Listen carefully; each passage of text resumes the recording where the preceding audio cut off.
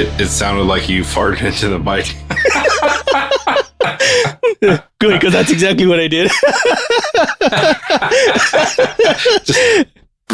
So literally what it sounded like. I was like, oh, okay, well, moving on here. Jeff's going to be, he's going to be editing this and go, what the fuck are those two doing? You're shitting on the mics now? Oh my God. My God. Like, how far are we fallen from grace? Of course, then he'd probably be thinking, hey, that sounds better than some of the music of the concerts I have to go to. So for everyone out there, I totally lost my train of thought. I was going music, heck yeah, freaking concerts and all that. So we were talking about concerts before this. Shoreline spends his time at concerts, setting up, tearing down, moving all the knobs, bells, and buttons and whistles to make musicians sound good in a concert environment. And just last night, I went to a concert myself down in Irvine. Went to see, so it was a Five Finger Death Punch concert. Was opened by HU, the Mongolian throat singing dudes. Mm-hmm, mm-hmm. And then the middle act was Megadeth. So pretty sweet concert. That's how we got talking about music. Yeah, right. And we're just kind of going over some of the genres that we ourselves love. And to be honest, man, like I feel like my taste in music's kind of like a guessing wheel. You know what I mean? Like spin the wheel, and then whatever it falls on is my genre for the day. And that's kind of like how my iPod or my music playlist is like to, like it'll be something like Black Label Society, and then next thing you know, it's the soundtrack to freaking Encanto or some shit, you know? Yeah, mine's purely emotion based. So depending on how I'm feeling, if I'm angry, I'm going heavy metal. But within heavy metal, there's different styles. So you can have angry metal, or you can have stuff that sounds angry, but it's actually a really positive message behind it. Yeah, like Hatebreed's got some stuff, and you're like, oh, Hatebreed, all their stuff's going to be negative. No, actually, they have a lot of like mental health motivational songs. You know, like the lyrics, they sound angry as hell, but the lyrics are actually really positive. That's those kind of music. But then I have days where I'm like, when I used to box, I was listening to like rap, while boxing and stuff like that. Cause I don't know, I just like that flow and that beat and everything when you're boxing, works out well. But then like if I'm chilling in the backyard and like hanging with the family and stuff back here barbecuing, I might put on Jack Johnson Pandora radio station, or Stick Figure or something like that, and kind of get that island music vibe. Yep. I don't know why, man, but like George Clinton just popped in my head. You know what I mean? Like we got the funk of all the freaking things, of all the songs. Please, Spotify, don't block us because we said some shit. Oh, I hope not. God, I hope not. But speaking of all that, man, what I like best about concerts, and I think Shoreline said something similar, where like you can take whatever frustrations you had for the day, the week, the month, or whatever, or however long. You go to a concert, and depending on the genre, you can just like jam out. And then you leave. You tell it's a good concert when you leave, and you actually feel hyped for the next concert. You know what I mean? Yep. I do know what you mean. We were invited to a concert a month ago, and it was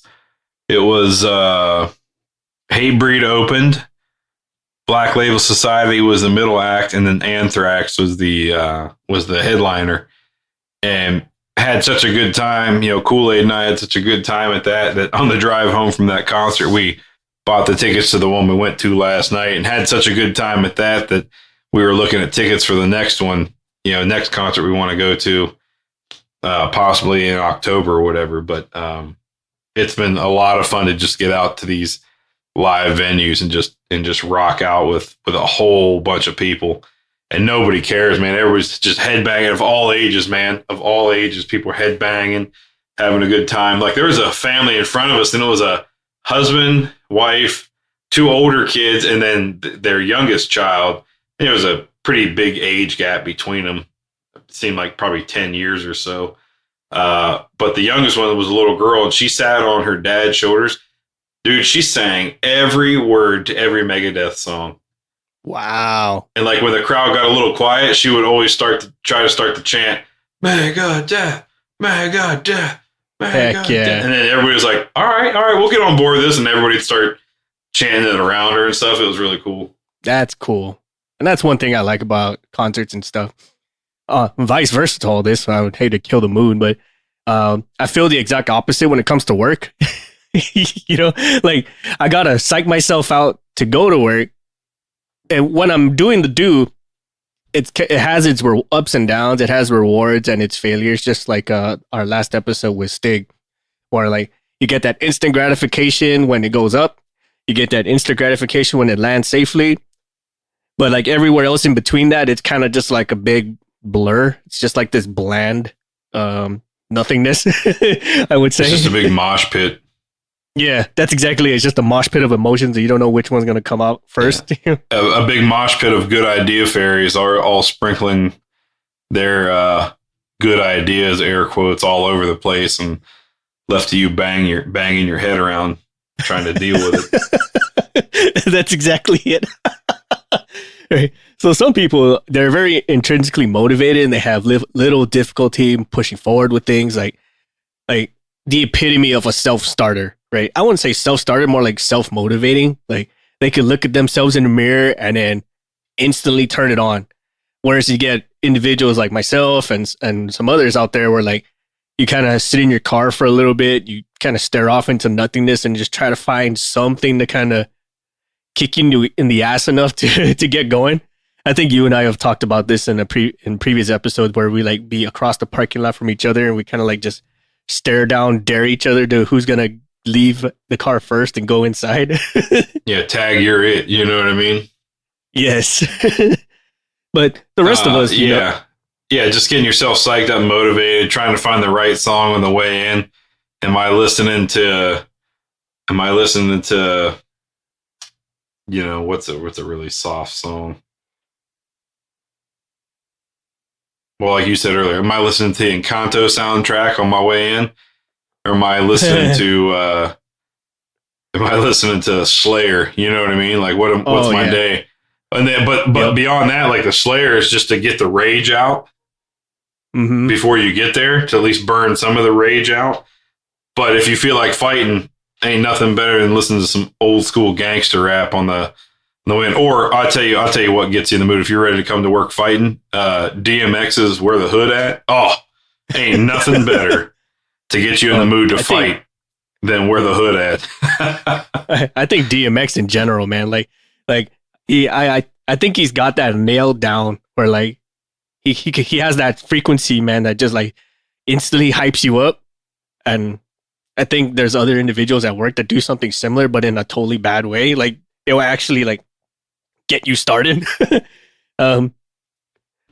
And I think a lot of it, like having to psych ourselves out and having to have that moment where you got to like really get inside your own head and tell yourself to take that step out and get going, is because a lot of times you just feel like underappreciated at work.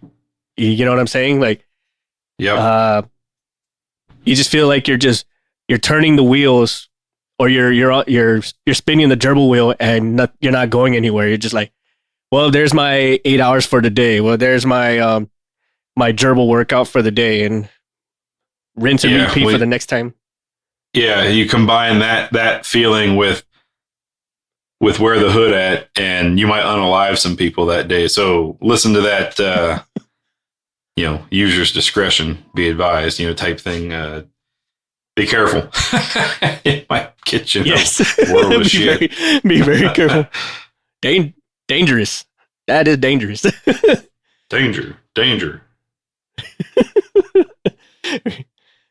But that's a major pitfall about being underappreciated. Or maybe it just feels like you're underappreciated. You're actually like probably like the top 5% of your shop or whatever your job is, but it just feels like you're just being wrung out. Like everyone knows you're a keystone player in everything.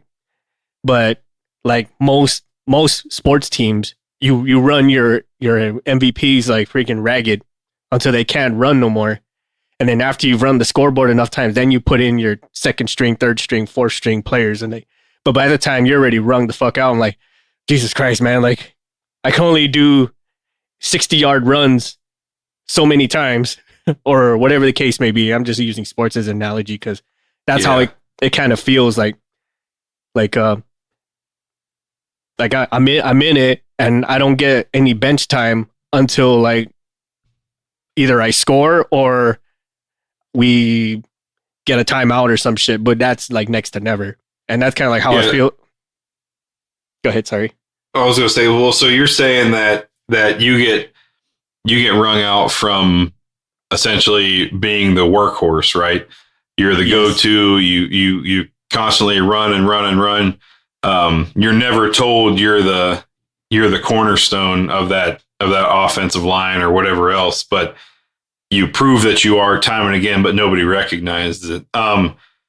For me, it's a little bit different. For me, it's when you were told that you were brought in for your decision-making abilities, for your ability to take a underperforming department and able to lift, boost, motivate them into being a viable asset and top performer, and essentially can correct, right the ship, so to speak.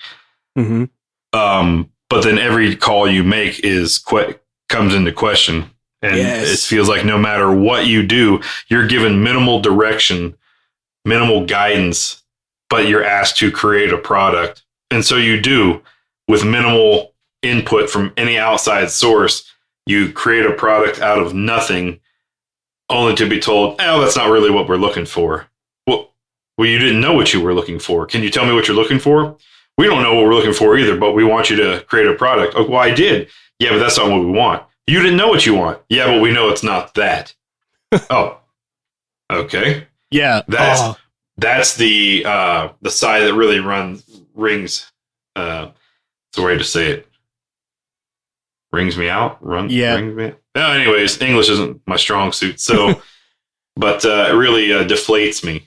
Yes. Hey, we hired you. I shouldn't have to. Oh man, this is the worst one. I shouldn't have to come in and make a decision for you. That's why you're here. If I have to come in and make the decisions, then why do I have you? I hired you for your decision-making abilities. I'm going to question you at every turn, and you'll never be right. But that's how it is. Like micromanagers always say, I don't want to micromanage. I don't care who you are out there. This is the telltale sign. A micromanager always says, I don't want to micromanage you, so go ahead and make the call. But then they always undercut you whenever they can. I don't give a shit who you are. That is the telltale sign. A micromanager will always say, well, I don't want to micromanage here, but yeah, you love that shit. Because micromanagers, I don't know what it is. If they want to be the single point of failure, they want to feel like the program can't run without them. And they get nervous when they see it is, so then they start fucking up the flow. Mm-hmm. They start coming over the top. They respond to the first email they see at the bottom of the list rather than going through all the emails and seeing the conversation that's unfolded. Yes. Oh, I can't. Dude, I'm telling you, so many times when the problem will happen, we take care of it. It's rectified. It's done. And then the upper echelons will come back through and respond to the first email. I don't agree with any of this. What the hell is going on out there? Blah, blah, blah, blah, blah. You guys, this is ridiculous. You should know better than this. I'm like, yeah, dude, we took care of that 3 days ago. Where the fuck have you been? Oh, well, I decided to take vacation. Well, can you fucking read through all your emails first?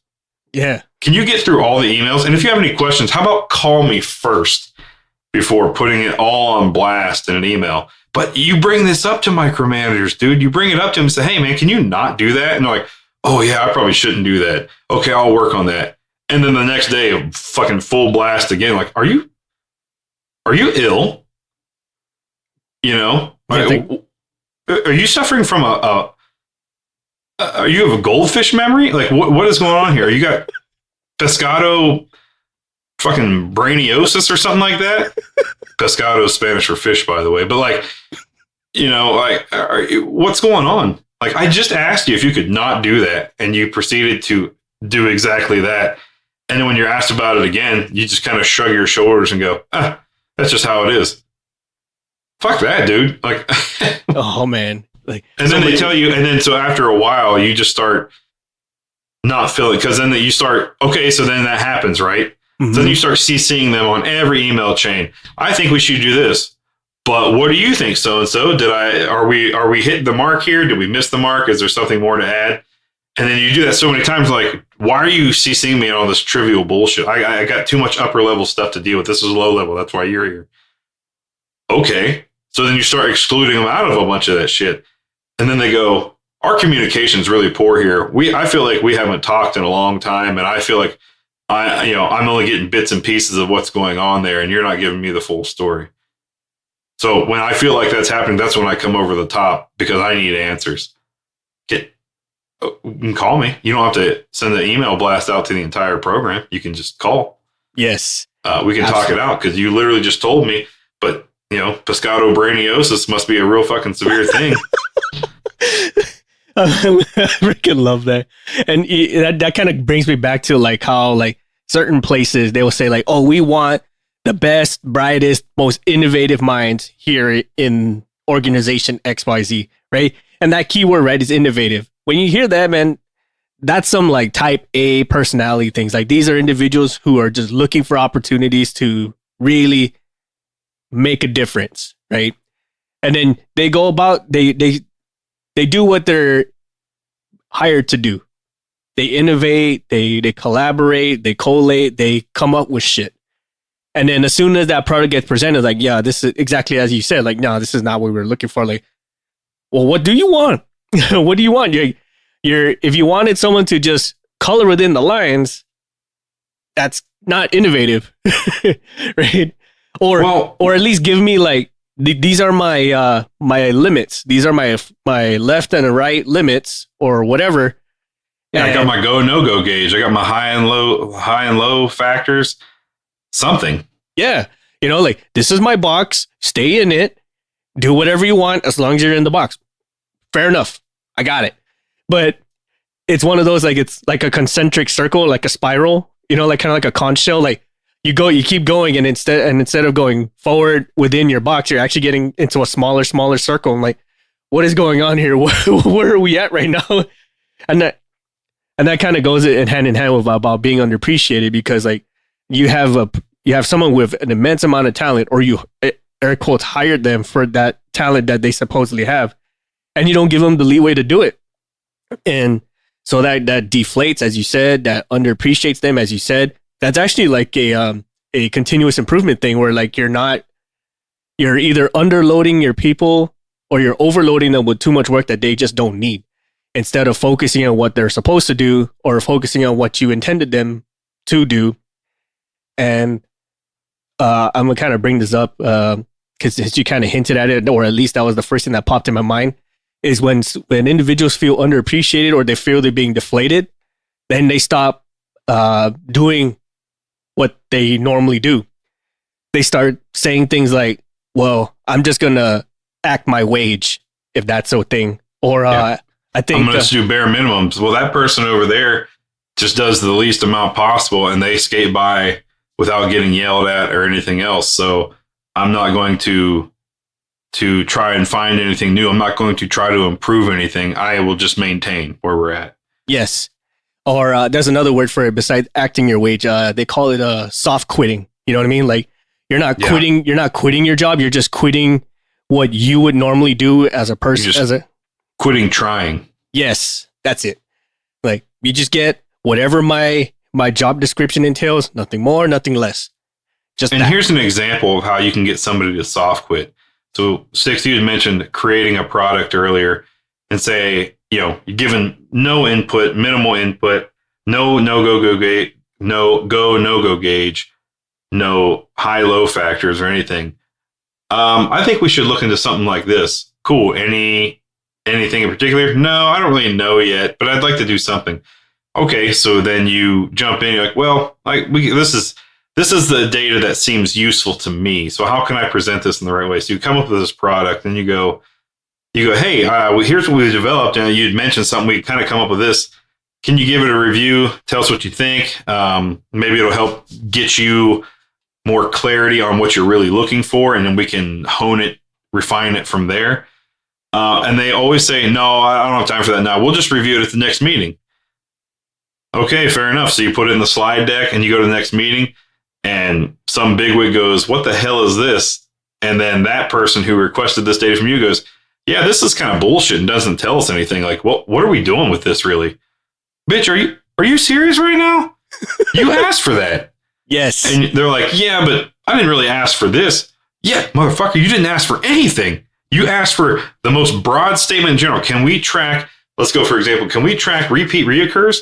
Anything in particular? No. But that's, repeat reoccurs are more of a manufacturing side thing, right? Not really in operations.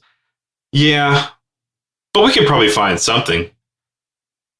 Christ. Okay, let me look into that. No, this is what I'm blasting you in front of. And I'm like, is this a setup? Did you do all this to set me up so in this situation you could look good in front of that upper bigwig over there? If that's the case, cool, peace. I'm not mad. At least I know. Like, oh, okay, you're setting yourself up for the next move. Whatever. You're playing the game. You're being political. Gotcha. But if not, DMX about to start playing. right. Those are freaking good ass points, man. And we see it too in the lowest level, even on the line, even amongst like other mechanics and stuff. Like you always have that one individual who's just real keen on undercutting a lot of their team members. It's not as uncommon as we think, and you always find that one, man. Like they kind of skate out of a job for some time, and then they show up right when it's about to finish, and then they talk it up. They learn just enough to talk too much about it. And then so like as soon as an important person comes by, they just start rapping off specs, or they start rapping off about what everyone else did, and they say they helped, but they really didn't. And so like the high level individuals like, wow, this guy's really smart. He really knows what the hell he's doing, or he or she is doing. And then like they started like talking up that person, like, oh, this person should be a lead. This person should be like next in line to get XYZ promotion. And here's like everyone else in the background, like, what the hell? There's no freaking way. Like, but they did all the work, and they're the ones who really shelled out the effort. And then here's this person who did next to nothing. Not only gets majority of the political credit, well, let's call that political credit, and then they're also more visible to like higher level people. Like, this is the person we want. And then I'm kind of sore about this, especially when it comes time for like, say, bonuses or end of year reviews. This person's getting like exceeds meets or high meets or something like that, right? Whatever everyone else's review is, right? Like you exceeded expectations all this year, so I'm giving you a meets. Why only a meets? You just said I exceeded expectations. Right, I expected you to exceed expectations, therefore you met my expectations. Oh. Kind of backward. That got me so hard in the chest, man. It's like we're that bad singer. Are you fucking with me, kid? But that's so true, right? So you get like the actual good performers, the ones who do the work, right? The sad part is a lot of those individuals, they're very unsung. You know what I mean? Like, they're okay with not getting the rap as long as they get to do their job and get what they're paid for. Or, it's more than just the money. It's kind of like the gratification of doing such a great job. And I think that's a problem with a lot of us, especially on the line itself. But at some point, you got to be able to brag yourself up a little bit, especially when it comes time for reviews, because that can make or break whether they cut you or not, depending on what your organization is. And then, like you said, like, you're doing a fantastic job, and then you're hearing your reviewer or your assessor saying like, oh, you exceeded all expectations. You did your job without any question. You came and worked late without question. You volunteered for all the OT and stuff like that. So I'm going to give you a meets. Like, wait a minute. You said I exceeded everything. Yeah, but I expected that of you, as you said, MVP. Like, I expected you to exceed meets. So technically you met my expectations. So here's your meets. And then you're just sitting there like, so is there going to be like a bonus or a raise or some shit? And then same assessor goes like, no, those are for people who exceeded expectations. It's like, yeah, we're done. But that goes back to the soft quitting, like you mentioned. So that person like, yeah, so appreciate. So we finished our interview review. By the way, there's another last minute road trip coming on. I know you've taken most of them this year. So are you cool with going back to the locations that you got the most experience being there? No, actually, I'm busy. You might not have shit going on, but you're at that point, you're going to go, no, actually, I can't this year. But because I covered all these other times, like, it's probably time for somebody else to step up, right? Probably one of them exceeds people. All right, I'll catch you later. Mm-hmm. You know? Right. And then they're like confused. Everyone just like stares at you, confused and corporate. Yeah. So how do you approach, like, when your boss is being micromanaged, how do you approach them and tell them, like, hey, man, like, why don't you back off, or your approach is a little sideways? Well, step number one is make sure you're not the problem. So I know we just kind of spent the last 20 or so minutes kind of talking about bosses being turds that when they're micromanaging and all that, but nobody's perfect. So also look inward upon yourself and make sure that, you didn't misinterpret an email. You attended, whatever meeting where they were going to relay some pertinent information, or you followed up with them to get clarification, right? I know myself, sometimes I'm guilty of that, where I'm like, they didn't give me no fucking clarification on this shit. So then I just try to create something where in some instances I should have probably emailed back like, hey, you mentioned this. It's not making a whole lot of sense to me. Can you kind of elaborate on that?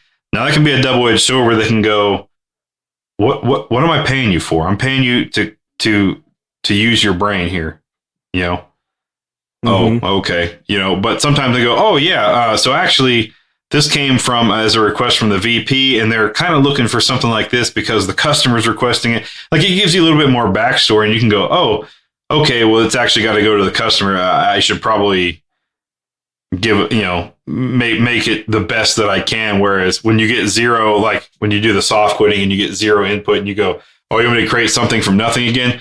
Okay, here's a PowerPoint,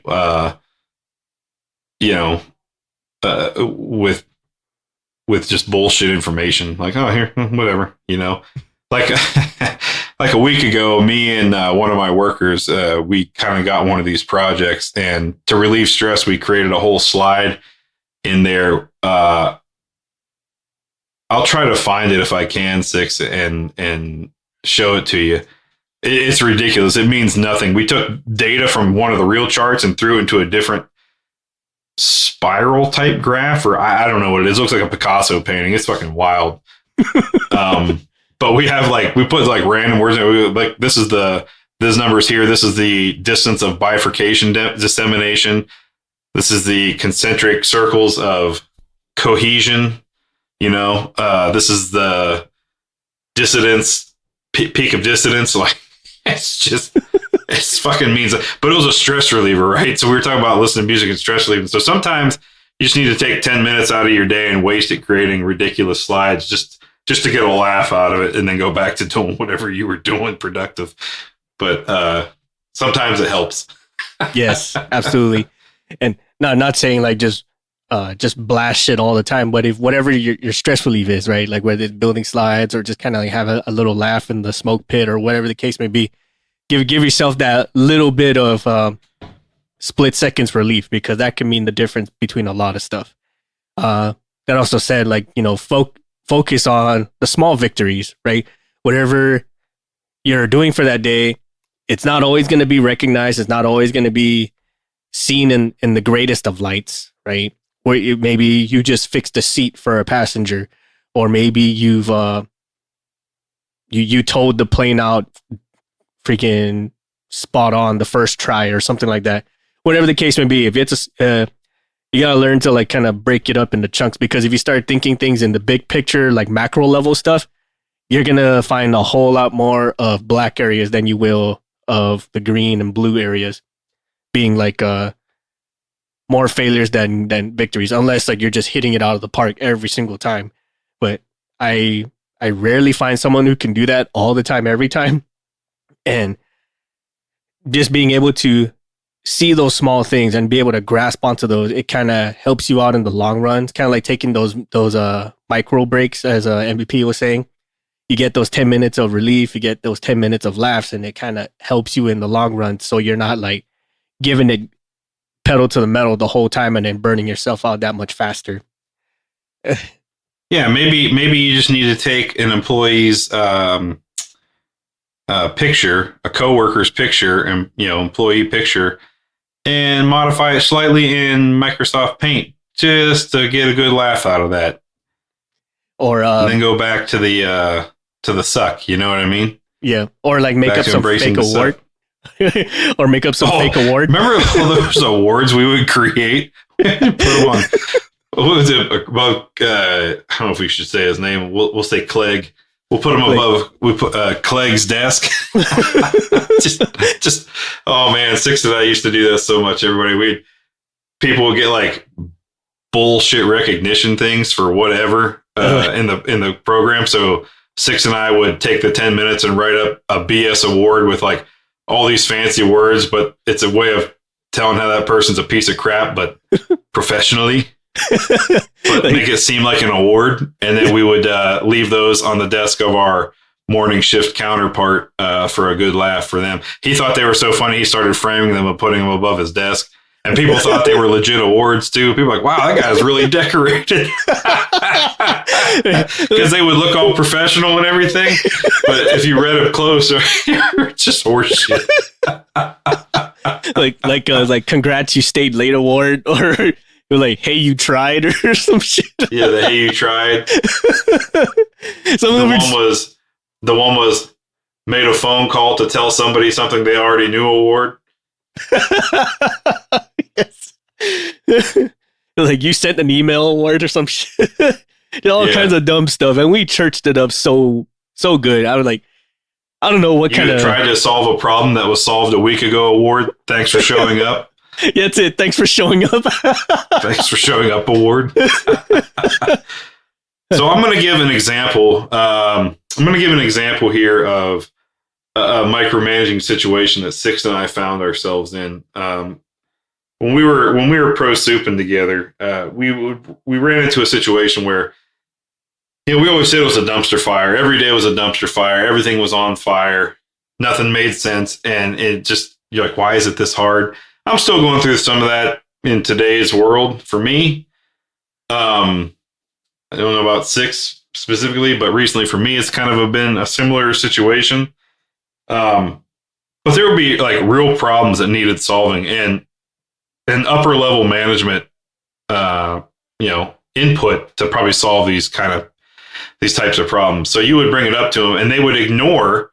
You would send them an email like, "Hey, this is kind of going on. The process states we should do this. However, the customer is requesting this, but that's a modification of contracts, and they're not even at the appropriate level to do that, even though they're the on-site customer.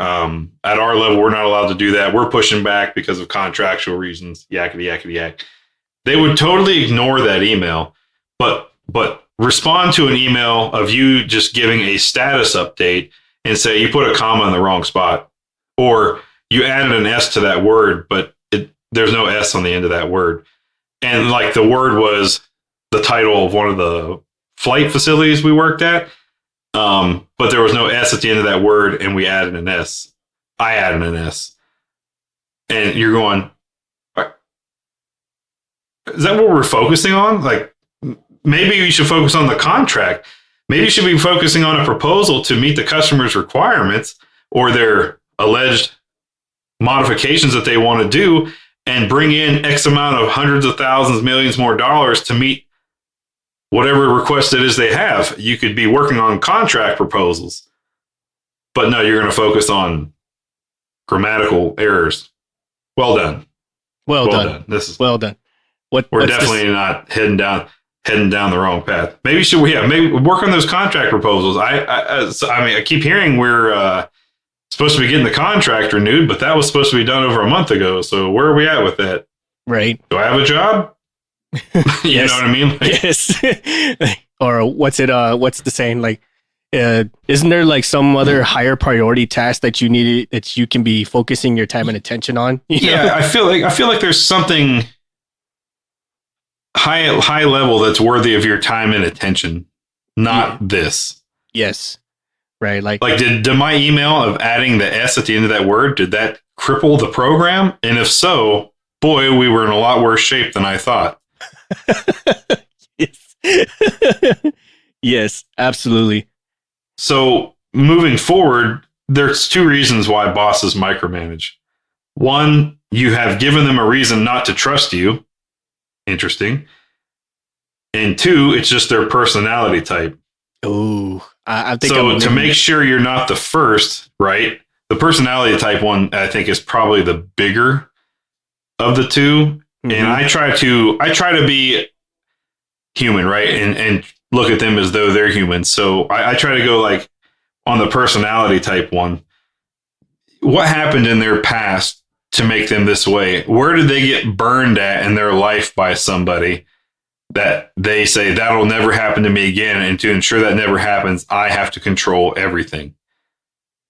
I try to look at it from that. And then at that point, I'm like, oh, I kind of feel bad for him. You know what I mean? Mm-hmm. But that's maybe just a coping mechanism for myself. Maybe they really are just an asshole. I don't know. Yeah. But to make sure you're not the first one, and to recap, you have given them a reason not to trust you. Have you missed deadlines? Have you promised something and not delivered? Have you delivered but not what they wanted? Have you been distracted by your personal life? Have you been flustered by the tasks at hand? So I can say for me, have I missed deadlines? Recently, I can't think of a deadline that I missed. I've even worked overtime to ensure that I did not miss deadlines. Have you promised something and not delivered? No, I think what I did was I promised them that I would get them a product, like we were talking earlier. Hey, I would like to start tracking something like this, but I don't really know what that is yet. So I said, okay, let me come up with something. The non-delivered portion, take this for what it is, but I've delivered a product, but been chastised for the product. So like we said earlier, well, you didn't deliver because you didn't deliver what I wanted. Yeah, but you didn't know what you wanted. I delivered a product to you. It just gave you more clarification on what you didn't want to see. Didn't give you any more clarification on what we should be tracking. You just knew it wasn't that. Right. Exactly. So the next question, have you, I guess that ties in both of them. Have you delivered but not what they wanted? Yes, I have definitely delivered, but not what they wanted. But to recap, they didn't know what they wanted. Yes. And in hindsight, they didn't know maybe either. they did know what they want, and I didn't understand when they were explaining it to me, or I thought I understood, but didn't. So communication factors in there somewhere. Say, well, okay, MVP, why didn't you ask more questions? Well, because I thought I knew what they wanted, right? Yeah. I thought I was understanding what was being relayed. They thought I was understanding what was being relayed. Fast forward to me giving them the product and it missed the mark. Well, wasn't what they wanted. So I guess you could say communication in there was the factor of why I delivered, but not what they wanted. But again, didn't know that was an issue until time of presentation, right? Until delivery, yeah. Yeah. So the next question, have you been distracted by your personal life?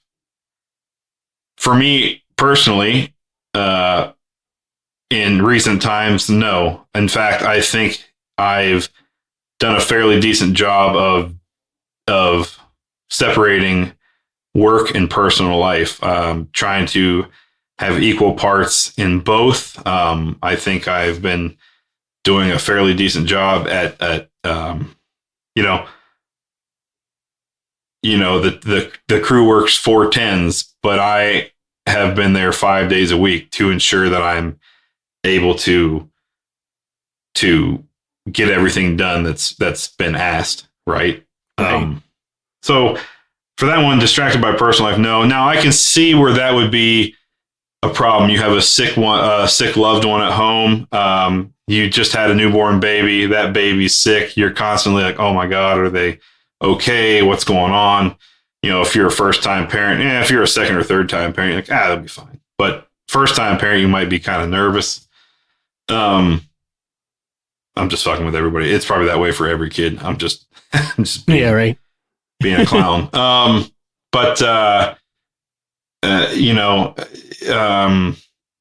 Or do you have a big vacation coming up and you've been really looking forward to it, and it's just everything you can do to keep yourself focused on work and not thinking about that vacation? Or maybe you just came back from a really awesome vacation. You're finding it difficult to, reacclimate back into work life. I think we've all been on a vacation where we just switched off, and it was such a relieving time that when you finally had to switch on again, it just, 1995 Windows processing unit wasn't up to speed with 2022 graphics cards, like it's just struggled to come back online. Right. The updates has pushed beyond you. Right. It's just, the dial, I was making the dial up internet connections back in the 90s, that's me coming back online. Yes. Have you been flustered by the tasks at hand? Now, this one's also another one that I would say would be yes for me. But the flustering or the frustration comes from, why is there a forest fire every 10 minutes that needs put out? Yes. What is happening around here? Like, what, you try to focus on one task, but then somebody pops up in a Skype message that says, needs some information. Somebody shoots an email, needs some, your phone's ringing. Oh, I need you down here now because we just had this problem kick off, and we need your, your guidance and help. And then your team members come in. I got a question about this and that over here. And it's like, it gets a little overwhelming at times, because I think Six, you and I had talked about this last week, where there was a week where I showed up Monday morning with a goal and a game plan, and I did not execute that game plan until the following Tuesday.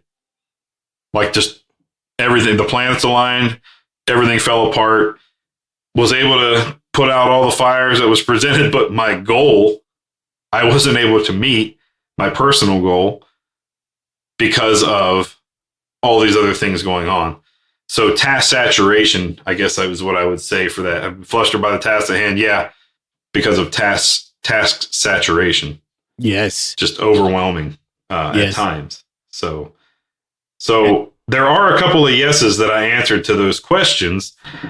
And, it says if you answer yes to some of the questions, that may give you some insight to why you're being micromanaged. But, the boss is responsible for getting the work done, and their work is a reflection of yours. Sure. I'll just revert back to better communication. I know myself, I'm guilty of it, where I've come to my team and said, hey, look, upper echelons are looking for this. And the team goes, well, okay, what are we supposed to look for? Or what are we supposed to capture? Or what are we supposed to track? I don't know. I need you guys' big brain power to mesh with, my 95 Windows processing unit. And then let's try to put something together with no information, but that makes sense to us, like stuff that we see. And that's really what I do a lot, right?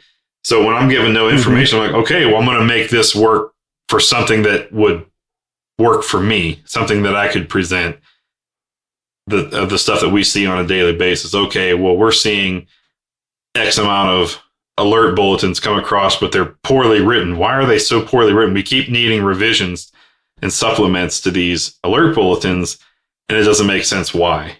So I could track something like that. Hey, of the last 10 alert bulletins, 8 had to be sent back for revision due to, lack of information, poorly written, misinformation, or referencing documentation out of date, something like that. Like, we could track something like that so they could take that back to whoever generates those alert bulletins and say, hey, your checks and balances on this end aren't working because we're noticing this in the field.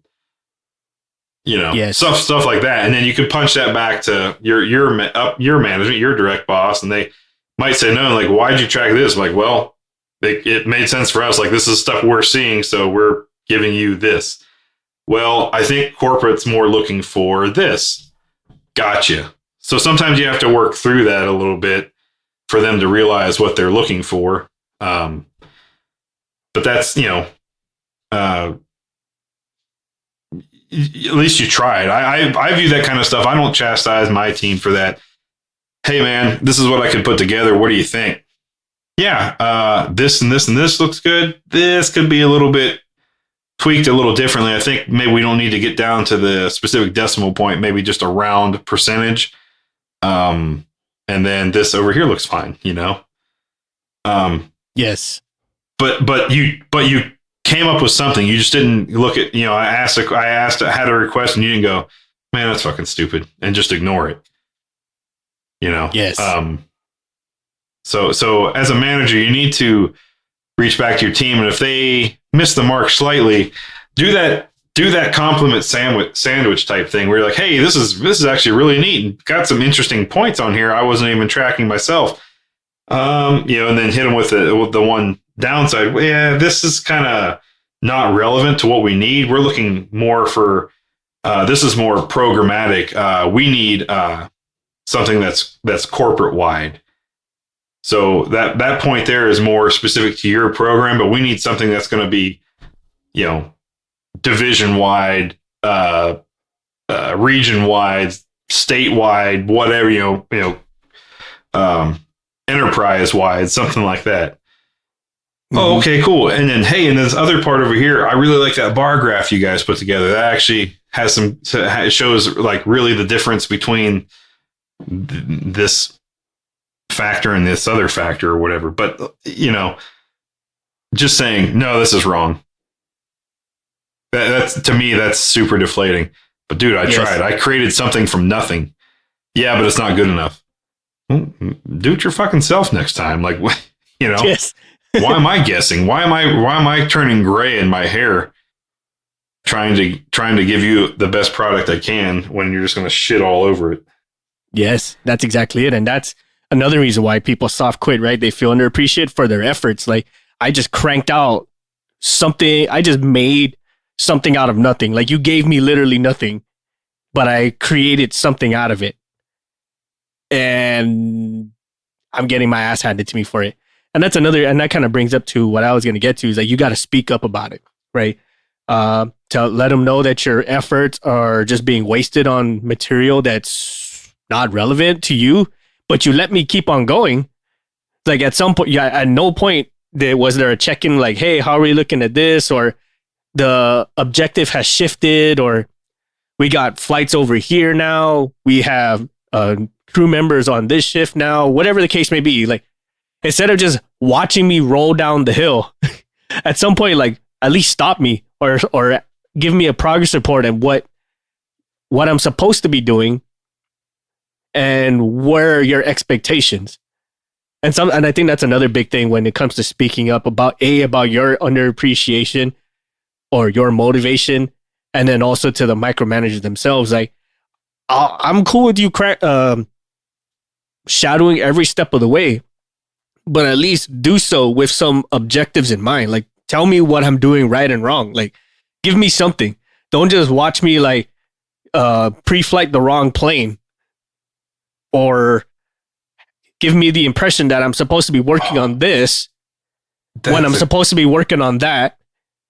That's a great point, where a boss will see you doing something, or like, okay, when you were at the morning meeting, hey, priorities are this tail, and this tail. And then, so you get to work, and an hour later, those priorities change, and they go, well, I updated the board. I'm not going to tell those guys out there that their responsibility to come back in. So you get all that done. They come back in. You're like, hold up. What? When did this change? Oh, like 2 hours ago. Why didn't you come in and check it?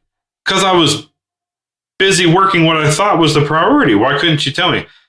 Well, it's really on you to ensure that you're doing what the priorities are. So you just let me waste 2 hours for nothing. Like, I don't know if it's back to that personality issue. If they it's euphoric for them to watch people struggle to comprehend what's going on, like with lack of guidance or communication. Like, do you enjoy chaos like this? Like this, you enjoy dysfunctional work environments? Like, what's wrong with you? Yes. It's just kind of wild, I know in my own work life here, it's been brought up from my boss that communication's been a little lacking, but that was kind of tied in what I was talking about earlier, where it was like, I don't need to be included in all this stuff. Make the decision. That's why you're there. Cool. Yes. But then, these sidebar, we all know in business, these sidebar conversations happen between different parties and they don't relay it down. And certain people only talk to certain people because they're at the same management level. Well, I'm not going to talk to a lower level manager. I only talk to people at my level and above. So then they talk to your boss and your boss is like, hey, are you tracking this out there? And you're like, no, everything's squared away here. Well, I'm being told blah, blah, blah, blah, blah. Well, who'd you hear that from? Because are they here? That's not the case. You know what I mean? So then there's chaos, again, from poor communication because you're being questioned by people who don't even work on the same site as you. They might not even work on the same side of the country as you. Hey, I'm hearing this grumblings. What's going on? We need to fix this right away. This is totally against corporate guidance, blah, blah, blah. And you're like, first of all, stop, slow your roll.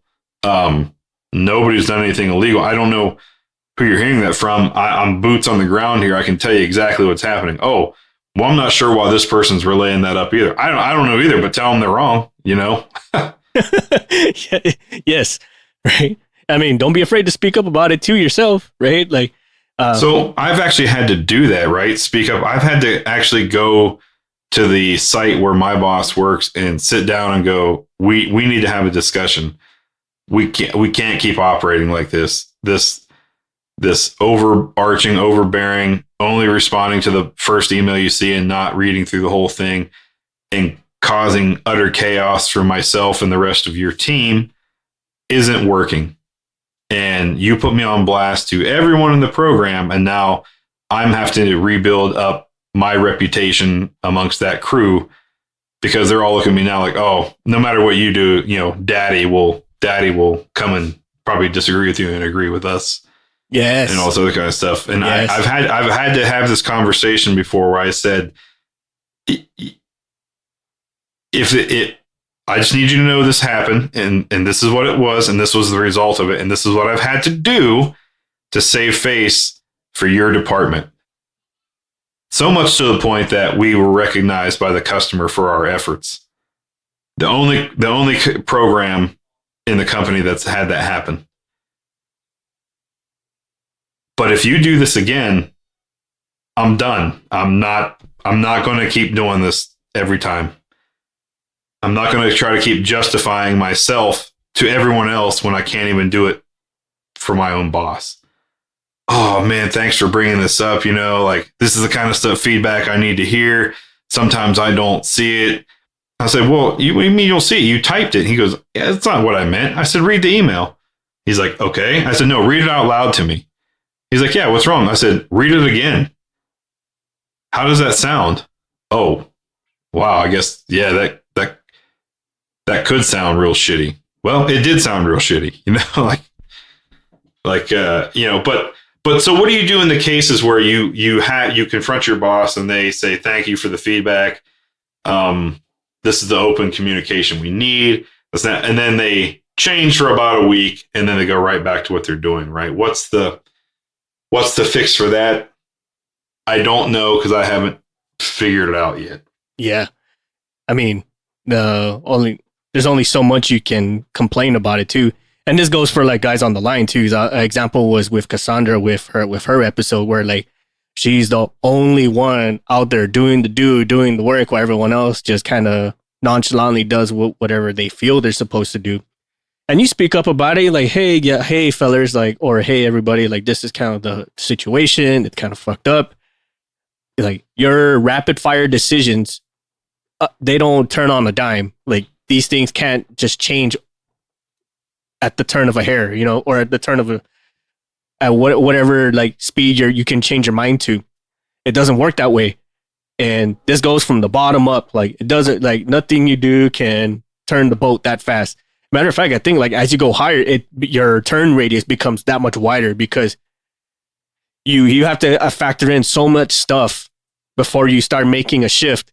Because if you just decide to shift things right away, you could potentially move things that shouldn't have to be, and now you're causing pure and utter chaos for guys on the line, for guys, for people that's working the flights, people is managing the shift, whatever the case may be.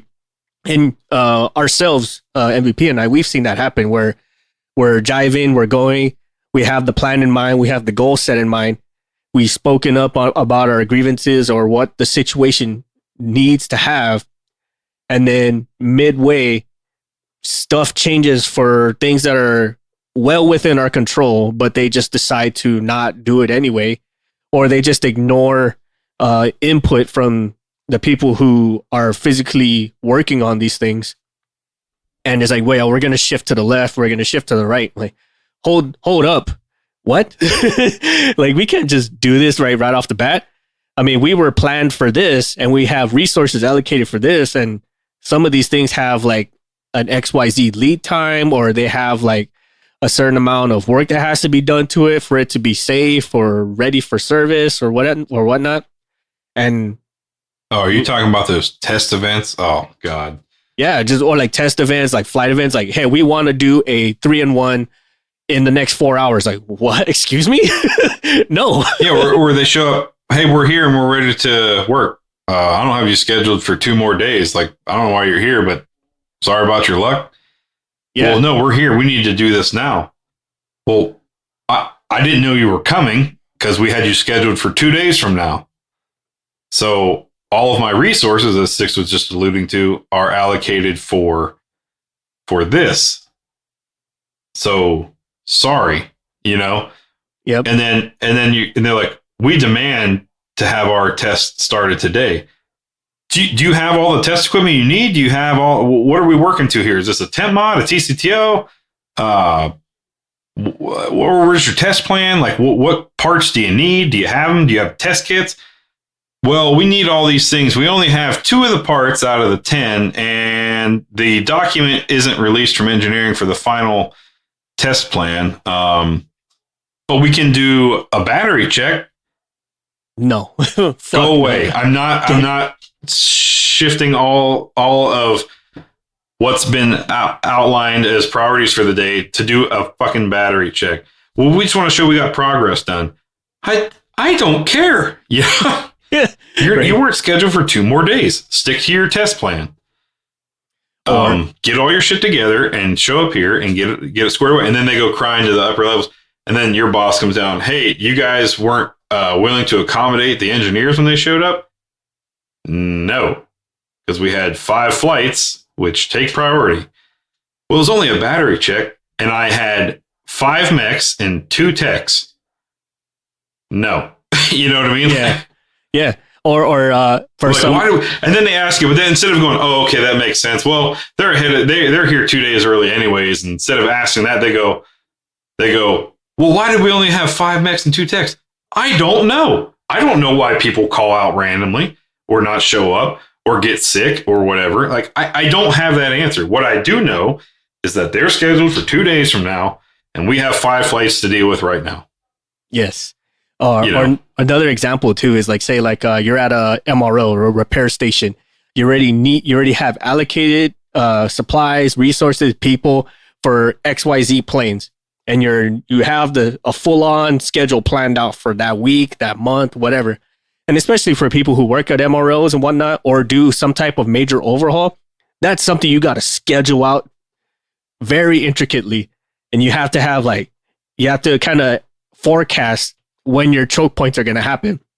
And then on comes another customer or on comes another plane that says, we want this in and out within this time frame because we need our revenue flights. Sounds cool. Are you bringing any people of your own to kind of help out with this? No, this is all going to be under you because this is our contract number or this is our service number or whatever the case may be. I'm like, cool. That's great, but I still have parts that have been on back order for 2 months. Did you bring those by chance? Yeah. Well, no, they're on back order. Why would we have those parts? Yeah, that's a fantastic question. How do you propose that I get the engine mounted if I can't get the engine mount bolts in order to meet your revenue flight that's you're saying is scheduled in 6 hours from now? Yeah. I don't know how else to tell you no. Yeah. Right. I mean, this might be a little exaggerated for guys who work at an overhaul station, but that's the experiences that we've had with it where we're neck deep into an overhaul or a major inspection. We've already allocated enough people. We have scheduled it out because we only have so many resources available. Like we're only going to have 10 people on shift or 50 people on shift with these parts coming later on in the afternoon or whatever have you. It's stuff that you got to really schedule out and kind of fortune tell your way through to what might happen in the future so you can kind of plan for it. And then on comes another plane or another customer who says, I will have this plane back in XYZ time. Like, well, wish in one hand, XYZ in the other. I'll tell you which one. That's exactly, dude, you read my mind, man. I was thinking the same thing. Like, well, that's a great story, but how about you wish in your left hand and shit in your right? You tell me which one fills up quicker. Yeah. I mean, we kind of vented about that a little bit, but it's true. Like, and a lot of this kind of goes into the micromanaging of it all is because, especially if you're the planner for a lot of this stuff, whether it be the tech lead, the shop lead, the crew chief, the maintenance controller, the line manager, DOM, whatever. Like, there are certain timelines where like it's a very tight wiggle. It has a very tight tolerance. Like you can only jive so much or deviate so much. And then you have someone who's that big of a control person or micromanager or just really into their own shit that they don't see the bigger picture of things outside of what they control. And they start imposing things like time the hell out. Like, why are we doing this? Who are you? Like, are you going to provide me anything that's going to assist in this happening? And that kind of goes into that's what we were saying about the micromanaging piece and how this ties into the appreciation of it, because there's people from that level down who are just grinding it out, making it happen, doing some borderline damaging stuff to themselves just to make this happen. And then it kicks out on time or slightly out, be behind time. And then you just get the happy face and look good in front of your friends for whatever excuse you make up as to why it was late. And then you get the pat on the back and then just kind of forget about all the people who got you there. And this kind of goes hand in hand with the stuff that Stig said in a previous episode where like you get a lot of guys who are just ghosts. Like we just magic ourselves into the mix. We what is that word? We just manifest ourselves or like little aberrations, make the things happen, and then we just disappear like the folklore of the aircraft maintenance world, you know? Yeah, like who fixed that? I don't know. When did this get done? And you're like, oh, I took care of that 3 days ago. How? Like how did you? Where did you even come from? Yeah, or like, did you hear something? Did someone say something? Huh, weird. Anyway, like what? Yeah, like, poof. Yeah, there, here, come and gone in a puff of smoke. Like yeah, which is kind of like when we're. Sorry, go ahead. Oh, sorry, go ahead. I was gonna say like that kind of goes into like about underappreciation. Like you gotta learn to appreciate yourself, right? Like understand the goals you gotta do, understand how important your job is into the grand scheme of things, or just like the day-to-day things, right? If you kind of think of things as the bigger picture, I mean, it's great but it also helps to understand like where does your job or your importance fit into the day to day. Because if stupid little things can add up over time, and those little things will turn into a large issue later down the road, and then next thing you know, like it's something that we can't course correct. It's something we can't fix. It's something that's going to cost too much, and it may just cost you, honestly. That's a little grave of me, but yeah. So I was going to kind of round out the episode here by some things you can do to try to thwart or change the mindset of your micromanaging boss, right? Mm-hmm. So make a list of specific examples and circumstances where your work could have been more productive with no one standing over your shoulder. Let your boss know that your goal is to increase productivity and save time for both of you. Describe the issue as one of refining a process. Next, ask what you can do. Ask if there's anything you can do to develop your professional skill set.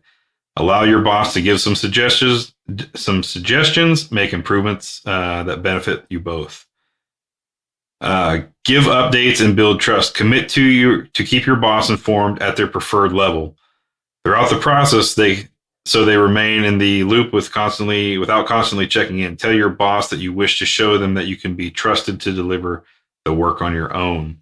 That was difficult because depending on the severity of what's going on, your boss might change how involved they want to be. Customize your approach to match their style. Study what motivates your boss. Know what worries them and try to address their concerns. Predicting the future and dealing with bipolar syndrome. Yeah, good luck with that. It's just a joke, but I mean that's the human mind, right? We change our minds all the fucking time. So predicting the future, get your crystal balls out. Yeah, right. Get your learn your boss's what's that? I was like, get your tarot cards. How did you fix the plane? My magic 8-ball told me to try again later. So 6 is over there with tarot cards, seeing if he gets a different answer. Learn your boss's preferred style for workflow and outcomes and match them, adapting to what they like, even if it's not what you'd normally prefer. I struggle with that. Increase their confidence in you, and it may help decrease micromanagement. So maybe that's part of my problem. Yeah, that's fucking stupid. I'm just gonna modify that so I don't want to blow my own brains out. That's definitely a fault of mine, I will admit. Start with smaller tasks. If your boss is resistant, ask for a small trial assignment and you can complete on your own to see how it goes. If they agree, make sure you do the following. Send a confirmation email starting with your understanding of what is expected of you and ask them to reply with confirmation or any changes. I do that quite frequently. Follow-ups. The follow-ups are imperative, everyone. It's the only documented proof that you tried, attempted, did anything. I mean, it's got to be in writing. Yes. Create and share your to-do list of what needs to happen for the project to proceed with action items and responsibilities outlined. And it kind of seems like a, running through a corrective action board, Yes. You kind of identify, okay, here's what we need to do. Here's the actionees. Here's the date you'll have it done. Let's see here. Do everything you can to gain the micromanager's trust along the way and make sure to keep them informed. Request feedback at key points and keep them in the loop at all times. Small steps towards trust will take you a long way toward autonomy.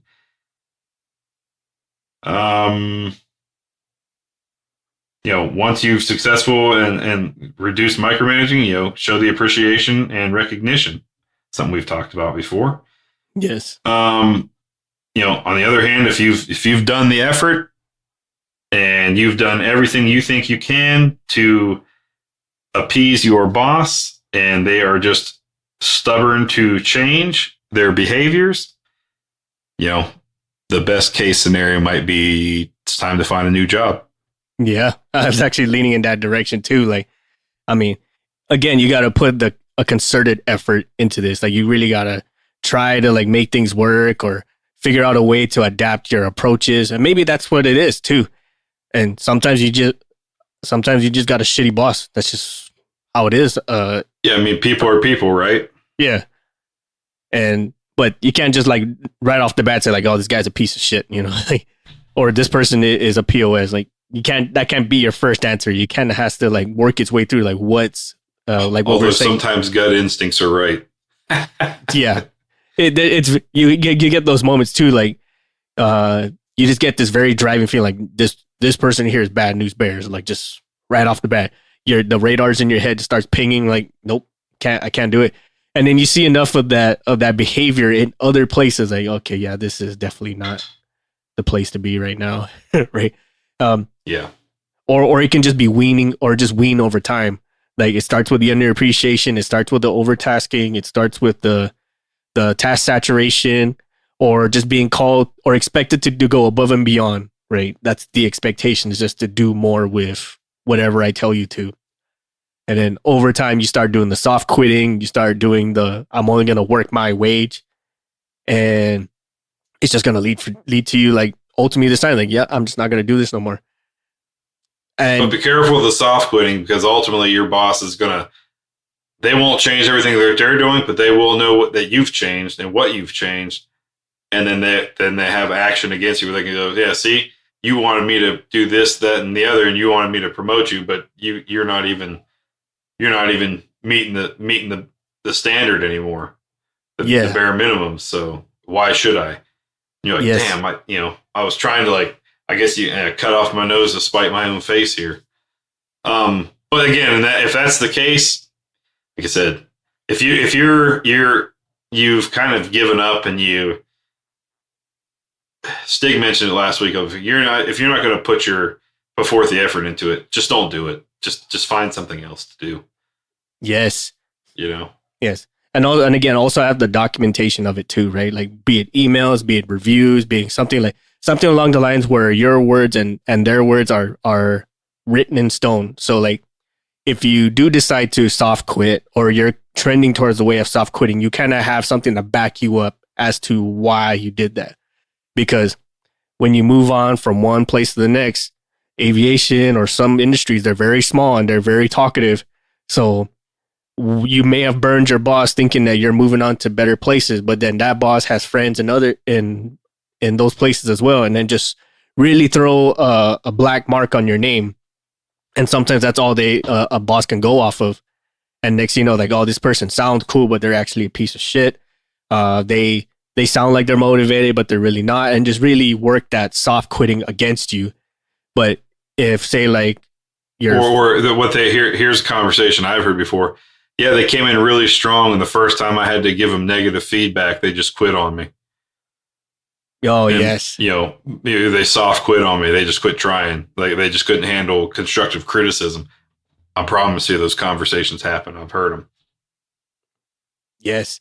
But again, that goes back to kind of like your documented effort on it, right? So like say if the new boss is persistent enough or at least observant enough to be like, hey, so like I heard some stuff, or like what drove you to come here instead of being with that other company? I heard there were great things. And then without straight up bashing your previous employer, because like you don't entirely want to burn bridges entirely, because you might find yourself working there from in the future. Yeah, you could just say I felt underappreciated, or I felt my efforts weren't validated. Right. Or you can say something, or you can also say like I felt underappreciated because the expectations weren't communicated effectively to me. Like I was just left on my own to figure it out, and without any feedback as to where the direction's going. And then by the time I got it, it's already I developed a product from scratch and asked for feedback yet again, I still received zero feedback. Right. And then that kind of like it professionally bashes the other person. Like, okay, maybe this person just wasn't engaged enough, or they were too engaged, or whatever the case may be. There's a way to talk shit without directly talking shit. And that's a craft that even ourselves are finding out how to do more proficiently. But there's certain ways to go about it. And if you listen to a bunch of individuals, especially in the C-suite level, they talk shit about each other all the time, but you just don't catch on to it right away because it kind of sounds neutral, if that makes any Sure. sort of sense. If that makes any sort of sense, but that's kind of like how you have to treat it. It sounds pretty political, but you also kind of understand like you're trying to maintain a work ethic before yourself, and ultimately the end goal of making these planes fly and take off, fly and land safely. So as long as you can fulfill that and still produce a work ethic where you're meeting the expectations as it's been given to you or as it's been made understandable to you, then there's really no fault of your own. Unions are really good at picking that out, and and very good leaders are very good at picking that out, so they can know right away that, okay, this person was underutilized or this person was just overutilized for what they're capable of doing or whatever the case may be. Yeah, they were, task saturated, they were overwhelmed, or, their skill set was clearly this, and when they got hired on, they changed their focus from software based, as was their background, to supplier based. Well, and the boss could say, "Well, you're just not performing anymore." Yeah, because my background is software. I was hired for software, and you shifted me to supplier.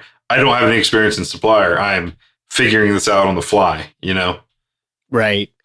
Or like say like with our A&P guys, right? Like you hired me on as a mechanic, but I find myself doing mostly electronic stuff. I can do it, but you gotta like. Just takes me longer than somebody who has the experience. It's not my strong suit. Yeah, I got the certificate that says I can do it, sure, but I'm stronger here, right? It's kind of like some individuals with sheet metal, like they're just badasses at sheet metal, but you have them do like some engine work and they can still do it. They're just not as efficient as if they were working on sheet metal, and vice versa, stuff like that. Yeah, they're sheet metal artists, and you say, okay, well now I need you to go change out a fuel control. Well, I've never done that before. Well, you're an A&P, right? Yes, but for the last 10 years, I did sheet metal work when I got out of school, so I haven't got a lot of engine experience per se. It's just that kind of stuff. Right. But then, some boss like, well, you just can't do the job. No, I can do the job. It's just not at the speed you want me to. But also, what I was hired in for was not engine mechanic. I hired into sheet metal. You didn't tell me that sheet metal work only happens, an eighth of the time. Yeah. The rest is just flight line maintenance. Right. That kind of stuff. Or you just threw me into the fray and expected me to just understand right away without any sort of experience, like with no one to help me either. So there's manuals and there's tech specs, but if you expected this to be done at a minimum time, don't expect the new guy to get it right the first try. Yep. But let us know what you all think. Like, what's your take on micromanagers? What's your experiences with them? What are some effective ways that you have dealt with them? And then how do you motivate someone who's already on the verge of soft quitting? Right. Let us know. Like, do you have any tips? Do you have any comments? Do you have any stories, both good and bad? Whatever the case may be. Like, whichever way is easiest for you, either be social medias, through our website, through our email, whichever. Or you can discuss it with us on Discord. We're always active on Discord, which is accessible through Patreon. But I got nothing further on this one, MVP. Like you pretty much nailed it, a majority of it, especially with how to deal with them specifically, and then the screening questions as to figure out that if you're the problem or not. Yeah, that's probably the biggest takeaway. I think I want everybody to know from this, or to learn from this, is ensure you are not the problem at first. As I identified there, I answered yes to a couple of those questions. There's some other stuff where I'm like, oh, okay, I've been guilty of that. So nobody's perfect though. We're human. We can just do our best, and we're all, poop flinging chimpanzees. But let's try to be Planet of the Apes esque. Right. Better communication. Yes, that's the key word. There is communication. Like if you're communicating the expectations, then you can at least know where you're falling in with that in mind. Because like if you're just like figure out what, and then you're just like bouncing between corners to try to figure out where you fit in or what you're supposed to do, versus like if you have at least a clear intent of what's supposed to happen, then you can at least gauge yourself as to where you need to go. But you can't know where you're going if you don't know where you've been.